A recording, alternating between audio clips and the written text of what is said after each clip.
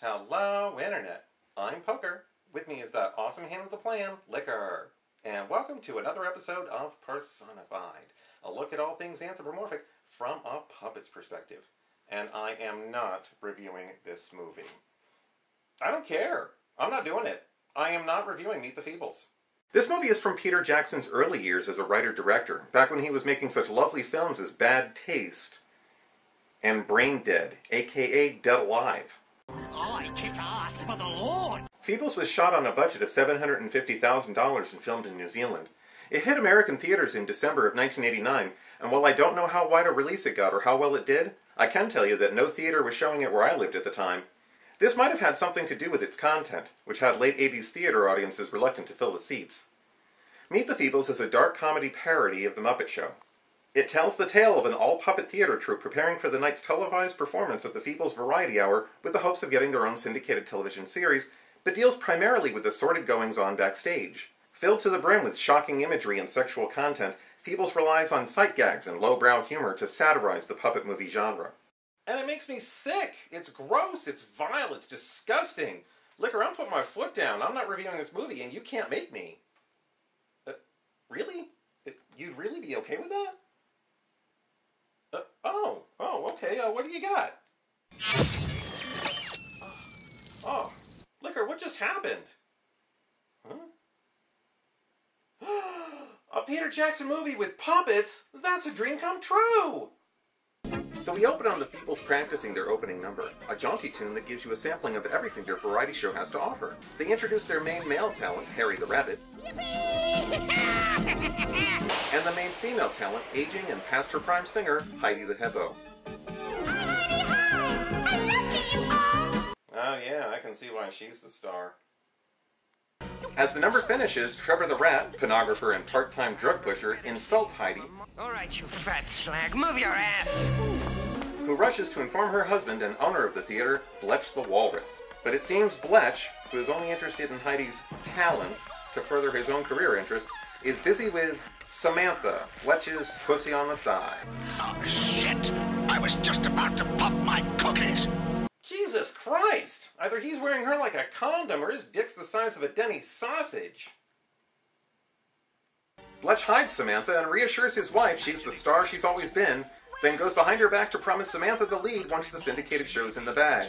We then cut to the latest addition to the Feebles chorus showing up for his first day, innocent and plucky Robert the Hedgehog. My name is Wobbit.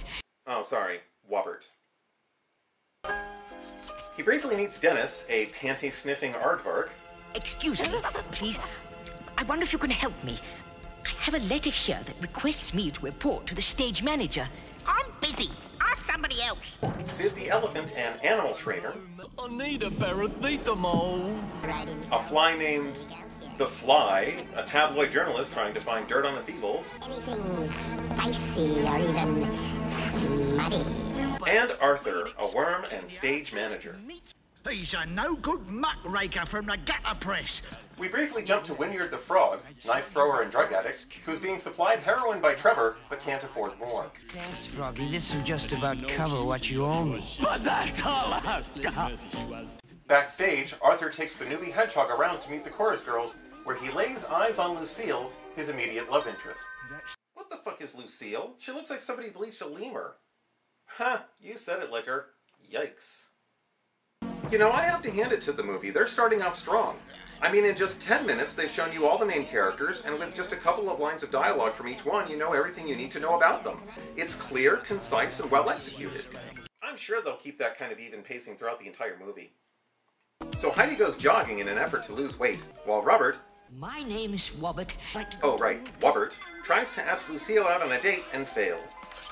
Seriously, why are so many people attracted to an albino baboon? No kidding. Ugh. Outside, Heidi ends her jog and is confronted by Samantha, who reveals Bletch's affair with her in order to gloat. Me if he wants. He can't get enough of me. You give it your best shot. We then jump back to Robert, My name is Wobbit. as he serenades Lucille at Arthur's suggestion. Oh, Lucy. Oh, Lucy. So, of course, Lucille laughs in the face of someone trying to woo her after knowing her all of 5 minutes, and... How did you know I love the man? maybe polar bears are sluts. Ha, I know, right? Meanwhile, in a freak barrel accident, Sid the elephant loses his trained... I have no idea, but they look like somebody glued eyes on a tribble. And to make matters worse for the poor pachyderm, Sid is being slapped with a paternity suit by Sandy the chicken from the chorus. It's got your eyes, Sid. So much for elephants being faithful 100%. Meanwhile, at the local country club, Bletch and his bulldog henchman tee off with a Scottish warthog named Cedric. It's not your bastard. Well, now we know how Happy Gilmore got his playing style. It's a lovely course. I'm tempted to join the club myself. No chance of that, I'm afraid, Cedric. You mean they discriminate against Scots? No, we just don't like assholes in the clubhouse. Okay, that part was kind of funny. Meanwhile, Heidi sits in her dressing room and reminisces over her first meeting with Bletch, and we flash back to the start of her career. Say, who is that dame? That's a hotter. With a voice like that, she's gonna go places.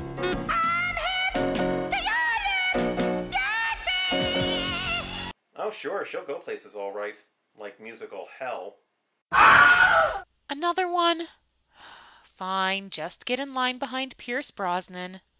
Anyway, back at the country club, the golf game is revealed to be a cover for Drug Deal. And pardon my choice of words here, but this is where we finally get a taste of what's in store for this movie. But don't worry, it doesn't stay like this for the whole film.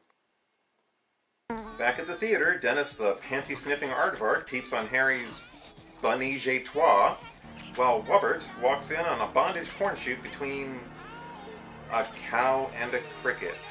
Cut! Why am I reviewing this movie? Jesus Christ! You have a nasty habit of sticking your nose in where it's not wanted. Go on, Liquor, I know you want to say it. I really hate you sometimes. Short one porn star, Trevor is forced to find another to finish the film. I know just the guy. Oh, is it Harry? He seems to enjoy getting tail. Ugh. Well, what do you know? It's Dennis. Well, he is an aardvark. Maybe it's true what they say about guys with long noses. Oh. Anyway, back on stage, an incredibly strung-out Wynyard practices his knife-throwing routine when tragedy strikes. So the show is shut down as the crew mourns this tragic loss of... Oh my God. Next! Or we ignore tragic loss of life and move right along. In the next rehearsal, Robert pisses off the director, Sebastian the Fox. I'm having trouble with my motivation. I've got... So of course he's chosen to replace Wynyard's dead assistant. In the bathroom, post-sexcapades Harry isn't feeling too good and... Care to join me for lunch? I'm going to throw up! Oh yeah, that's exactly what this movie was missing. A fly eating shit with a spoon. So the fly finds out Harry's sick and swears he'll find out what he's got so he can print the scandal in his rag. And holy shit, this movie jumps around more than a grasshopper on fire. I'm getting dizzy from all this back and forth. Can we find one story thread and stick with it for more than 2 minutes? Oh good, maybe this will help me relax. We then cut to Wubbert meeting with Wynyard, who begs him for drugs. Have you got any smack? Smack? Horse, liquid sky, skag, snow, coke, crack, nidus, paracetamol, Vicks vapor rub. I wonder who Wynyard's supposed to be a parody of. Mental illness or narcotic addiction? Now that's a tough choice. We're then treated to another flashback, this time to the Vietnam War, as Wynyard explains how he got hooked on drugs in the first place. And I'm sure they'll treat this topic with all the dignity and respect it deserves. We thought the goose got you, ball. Yeah, of course the black frog dies first. The rest are captured by Vietnamese portrayed as chipmunks and taken back to their camp for re-education. You're weird. My, how delightfully racist.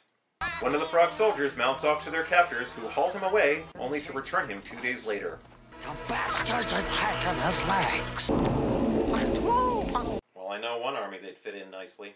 Frog's legs. Oh, really, movie? You're parodying the Deer Hunter now? Well, Wynyard somehow misses shooting himself and kills all of their captors with one bullet. The two escape, but... Help me. Wynyard, don't leave me, please. No. That's pretty cold-blooded there, Wynyard. Why, you're the only one that can make bad puns? Anyway, Wynyard explains he escaped to spend the next several months in a VA hospital where he became addicted to barbiturates. He then cons $50 out of a sympathetic Wobbert, which he later uses to buy heroin from Trevor. Back in his office, Bletch watches Trevor's latest porn effort. Do you really think people are interested in nasal sex? Sure, boss. Because what people really want to jerk off to is aardvark snot on a cow's face. Bletch reveals he's lost money on their last few cow porn films, so Trevor targets Lucille as their next porn star. Seriously, what the fuck is that thing? A weasel? A chinchilla? A skunk with really wide stripes?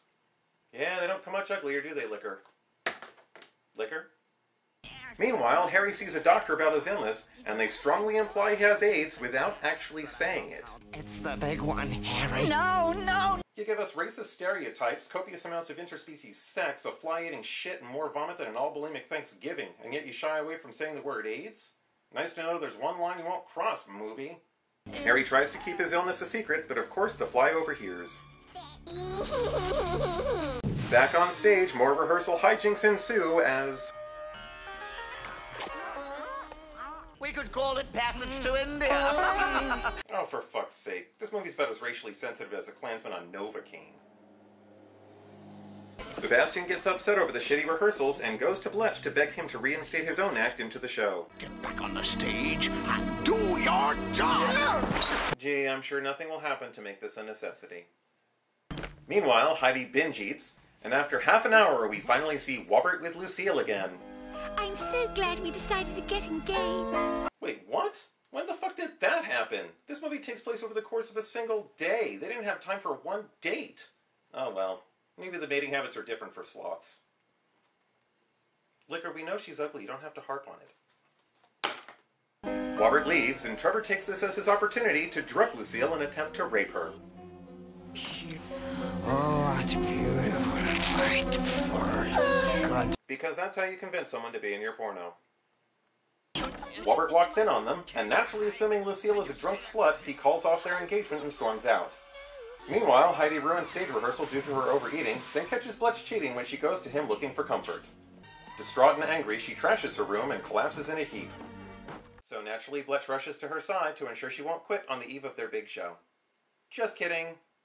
He completely ignores this development in order to complete his drug deal.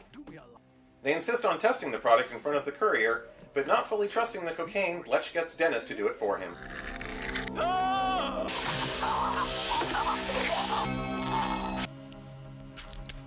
Borax! You know you could have just done that first, right? Angry at being ripped off, Bletch and his cohorts kill the courier, then decide to go down to the docks to get their drugs. In comes Sebastian, who informs Bletch Heidi is refusing to perform. To solve the problem, Bletch fucks Heidi while everyone waits holding their breath. Somebody call the network. The show will go on. Wow, way to take one for the team. Down at the docks, Bletch and his men kill the crabby dock workers. And Cedric the Warthog. Oh, and I really liked him. They retrieve the drugs and make their escape, but get attacked by... a giant spider.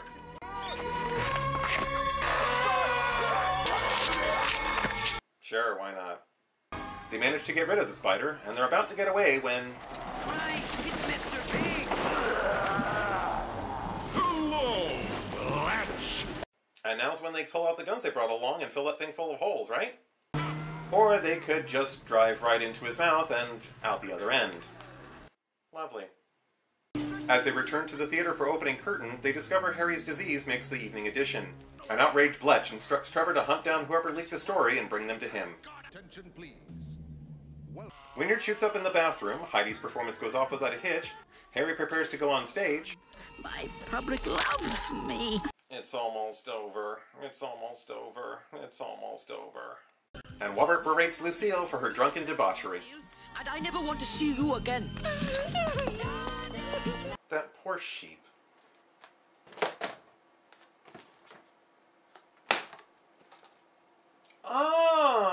You mean she's literally a dog? I don't see it. Trevor lures Fly to the bathroom, where he is caught by Bletch and de-winged.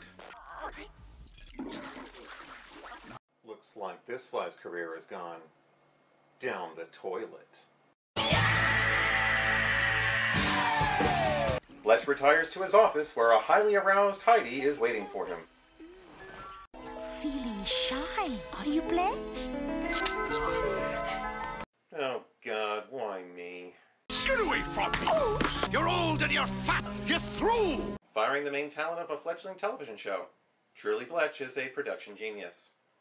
So Heidi loses it. They're all gonna laugh at you! As Harry drags himself on stage.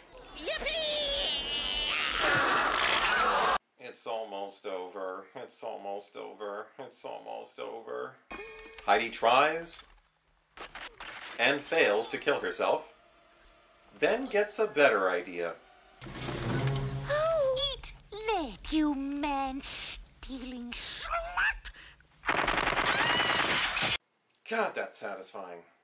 Winyer takes the stage with Wobbert, but non-flashbacks cause him to go berserk. So naturally they close down the show while they deal with this tragic... Or people like it and we move right along. So feeling that they have no other alternative, Sebastian decides to go forward with his own routine. Wow, I'm so surprised. Meanwhile, Harry prepares to meet his maker and...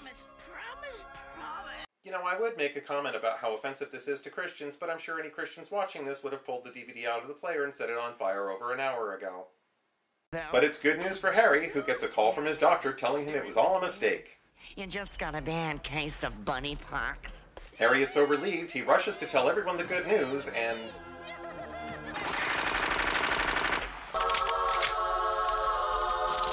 Yeah, I totally didn't see that coming. Meanwhile, the curtain opens on Sebastian's routine. He wouldn't dare! Oh God, considering what we've seen in this movie so far, I shudder to think what it could be. Diving into a pool of diarrhea, hosing the audience down with semen, a line of queefing chorus girls. Sodomy, you must think it very odd of me that I enjoy the act of sodomy. You might call the wrath of God on me, but if you tried it, then you might agree that you enjoy the act of sodomy. Let me tell you about sodomy. You must think it very odd of me that I enjoy the act of sodomy. You might call the wrath of God on me, but if you tried it, then you might agree that you enjoy the act of sodomy. Yeah, that has got to be one of the coolest things I've ever seen in my entire life. Seriously, I've been struggling to stick with this movie for an hour and 20 minutes, and suddenly they pull pure awesome out of nowhere. I don't know about the rest of you, but that song coupled with a montage of puppets being shot to shit just sort of works for me. It's unexpected and darkly funny, and it really... Oh, I'm sorry, you weren't finished. Please continue. So Heidi continues to blow people away indiscriminately, including Sandy the chicken. Sid's paternal instincts kick in, and he risks his life to rescue his abomination of an offspring. It looks like Lucille is going to meet her end when Wobbert swings in and rescues her, instantly making up with her and professing his undying love. I don't care what you've done, Lucille. I love you so very, very much. Rendering this entire subplot completely pointless. Heidi corners Bletch, and it looks like she's about to send him to that iceberg in the sky when...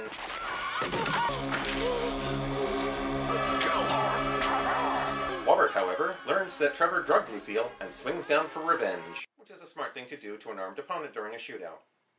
But Wobbert's stupidity allows Heidi the advantage, and... Oh, shit! God, that was more satisfying than watching Samantha go down. That's not what I meant! So the entire theater is littered with dead bodies, the distant wail of sirens means cops are on their way, and Heidi decides she's going to go out with a song. Garden of love.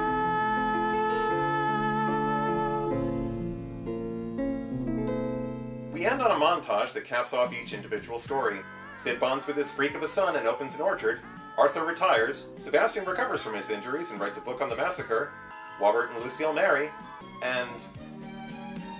10 years? She shoots up an entire theater, kills dozens of performers, and it's all filmed before a live studio audience, and she only gets 10 years? Shit! What constitutes a serious crime for a New Zealander? And we fade to credits.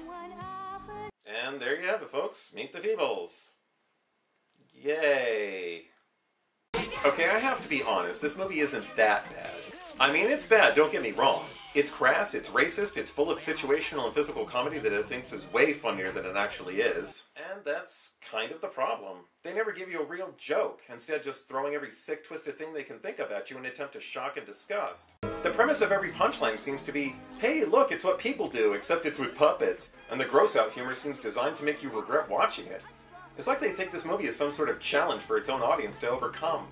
It's not the nature of the humor I object to. I'm not easily offended. I love South Park. And it's not that I think you can't do this sort of humor with puppets. I mean, look at Avenue Q. Avenue Q skillfully combines adult humor with Sesame Street-style puppetry, mixing them together in a satirical masterpiece. While South Park uses the same gross-out style as Feebles to shock its audience into paying attention. The difference here is that Avenue Q and South Park are both about something. They use that shocking mix of the innocent with the profane to convey something the creators feel is important for their audience to learn. I learned something today. Feebles is just gross for the sake of being gross. And while I don't condemn people who enjoy that sort of humor, it doesn't feel like real satire when the creators of this film fail to use it to make any sort of commentary. I guess I can get the appeal of watching this movie with a group of friends and laughing at each other's reactions, but even the It's So Bad It's Good movies are fun to watch alone. I will say the last 10 minutes or so really turned it around for me, culminating in one of the most satisfying climaxes I've ever seen. And that song is probably going to be playing in my head for days to come. But this was a light at the end of a very long, very dark tunnel, and I really wonder if it makes up for everything else. I don't know about the rest of you, but I'm ready to put this movie behind me and pretend I never saw it. You can? How?